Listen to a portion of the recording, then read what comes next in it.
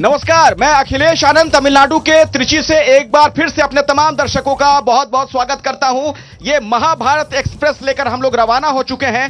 रामेश्वरम से हमारी यात्रा की शुरुआत हुई। हमें अयोध्या तक जाना है। हजारों किलोमीटर की दूरी हम तय करने वाले हैं और जिस जगह से हम गुजरेंगे वहां के सियासी हालात से लेकर वहां की जो भौगोलिक स्थिति है, वहां की क्या पहचान है, हर बात हम आपको बताते चलेंगे।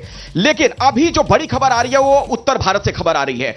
दिल्ली से खबर आ रही है। अरविंद केजरीवाल के एक और मंत्री की मुसीबतें शुरू हो गई हैं। अभी की ब्रेकिंग न्यूज में आपको बता दूं, कैलाश गहलोत से पिछले 2 घंटे से पूछताछ चल रही है। ईडी के सवालों का सामना वो कर रहे हैं। यानी अरविंद केजरीवाल तो हैं ही सलाखों के पीछे। आप देख रहे हैं उनके मंत्रियों की मुसीबत भी लगातार बढ़ी हुई है। इसके पहले भी उनके कुछ मंत्री जेल जा चुके हैं। मैं आपको सीधे वरुण जैन के पास लिए चलता हूं, मेरे सहयोगी इसी खबर पर और ज्यादा जानकारी आप तक पहुंचाएंगे। वरुण, क्या पता चल रहा है? कैलाश गहलोत से जो पूछताछ हो रही है, कुछ और जानकारी मिल पाई है? देखिए, बिल्कुल ईडी मुख्यालय के बाहर ही मौजूद हूं। करीब 2 घंटे अखिलेश हो गए हैं। कैलाश गहलोत से एनफोर्समेंट डायरेक्टरेट की पूछताछ चल रही है। आज सुबह ही नोटिस सर्व किया था और 11:34 पर कैलाश गहलोत यहां पर पहुंच गए थे। क्यों कैलाश गहलोत से पूछताछ महत्वपूर्ण है? क्योंकि नई आबकारी नीति को लागू करने के लिए जो ग्रुप ऑफ मिनिस्टर्स की मीटिंग बुलाई गई थी, उसमें नंबर 1 मनीष सिसोदिया के बाद सत्येंद्र जैन और तीसरे कैलाश गहलोत ही शामिल थे। तो जो नई आबकारी नीति लागू हुई उसके लिए 100 करोड़ रुपए का जो किकबैक था वो आम आदमी पार्टी तक पहुंचा। तो और सबसे महत्वपूर्ण बात, जो विजय नायर है वो साउथ लॉबी के साथ लगातार मीडिएट कर रहा था और विजय नायर कैलाश गहलोत के बंगले में ही रह रहा था। कैलाश गहलोत अपने बंगले पर, सरकारी बंगले पर नहीं, अपने जो निजी आवास है वहां पर रहते थे। तो मिनिस्टर जो जीओएम के अंदर वो शामिल थे, तो क्या उनकी इस आबकारी नीति को लेकर उनकी भूमिका थी? क्या उनको पता था साउथ लॉबी के साथ किस तरीके से जो डील है वो चल रही है, जो पैसा है वो आम आदमी पार्टी तक पहुंच रहा है? ऐसे जो कई सवाल है, पूरी कॉन्स्पिरेसी है, उसमें कैलाश गहलोत की क्या भूमिका थी? उन्हीं कड़ियों को जोड़ने का काम जो है वो इस समय एनफोर्समेंट डायरेक्टरेट कर रही है। और जिस तरीके से वो जीएम के मैं दोबारा आपके पास लौटूंगा, लेकिन समन जो आया उसके बाद कैसे राजनीति एक बार फिर से गर्मा गई है, कैसे आरोप प्रत्यारोप लग रहे हैं एक दूसरे पर, किस तरीके से तमाम तरह की बातें कही जा रही हैं, वो दर्शकों को पहले मैं सुनवाना चाहता हूं, फिर आऊंगा वरुण आपके पास एक बार फिर से। ये पूरी तथाकथित जांच सिर्फ और सिर्फ आम आदमी पार्टी पर हमला करने के लिए है, अरविंद केजरीवाल पर हमला करने के लिए है, दिल्ली की चुनी हुई सरकार को गिराने के लिए है। आज कैलाश गहलोत जी को बुलाया है, क्या पता कल मुझे बुलाएं, परसों सौरभ जी को बुलाएं।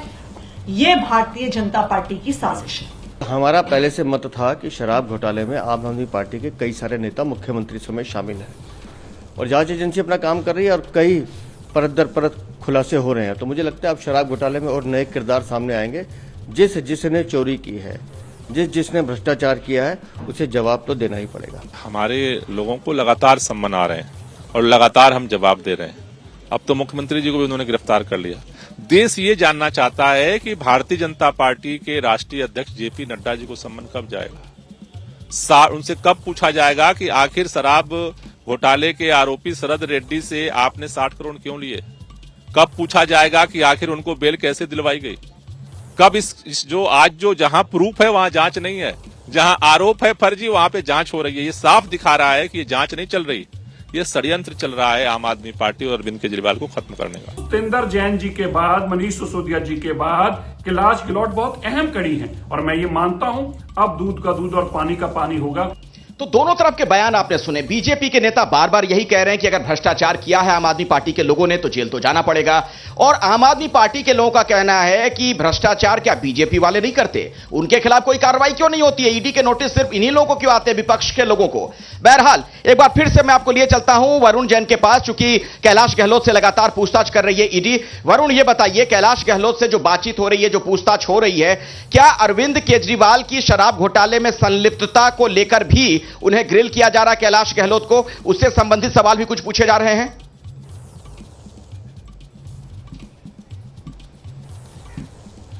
देखिए, बिल्कुल सबसे अहम बात इसके अंदर यह है, जो ग्रुप ऑफ मिनिस्टर्स थे जिन्होंने इस नई आबकारी नीति को लागू किया, उसके अंदर कैलाश गहलोत भी शामिल थे। यानी कि अगर कोई ड्राफ्ट पॉलिसी तैयार हो रही है और कोई मिनिस्टर्स उस नई आबकारी नीति को लागू कर रहे हैं, तो ऐसा कैसे संभव है कि कैलाश गहलोत को इस आबकारी नीति के पीछे जो साजिश रची जा रही है, जो मनी लॉन्ड्रिंग हो रही है, उसकी जानकारी नहीं थी। ये सबसे ज्यादा महत्वपूर्ण इसके अंदर हो जाता है। सबसे महत्वपूर्ण बात इसके साथ ये भी हो जाती है कि विजय नायर, जो कि साउथ लॉबी के साथ कोऑर्डिनेट कर रहे थे, वो कैलाश गहलोत के बंगले पर ही रह रहे थे और कैलाश गहलोत का बंगला अरविंद केजरीवाल के घर के बिल्कुल नजदीक है। तो जो विजय नायर है, उनको कैलाश गहलोत के बंगले पर इसलिए ठहराया गया था कि वो लगातार अरविंद केजरीवाल के संपर्क में रह सके। और जो अरविंद केजरीवाल फिलहाल एनफोर्समेंट डायरेक्टरेट की रिमांड पर भी है, तो जो जवाब कैलाश गहलोत से पूछताछ में मिलेंगे, उनको भी क्रॉस एग्जामिन अरविंद केजरीवाल से कराया जा सकता है। और अरविंद केजरीवाल की इस पूरी भूमिका को लेकर उनका क्या रोल था, क्या जो ये पूरा का पूरा किकबैक आया, उसकी जानकारी कैलाश गहलोत के साथ साथ अरविंद केजरीवाल को थी या नहीं, ये जवाब जब कैलाश गहलोत से मिलेंगे तो उन्हें अरविंद केजरीवाल के सामने रखकर भी कन्फ्रंट कराया जा सकता है। तो इसमें जो तार है, जो मनी लॉन्ड्रिंग हुई, जो किकबैक का पैसा आया, दोबारा उसको आपके लेकर पास ही लौटूंगा। ये तस्वीरें भी लगातार हम दर्शकों को दिखाते रहेंगे।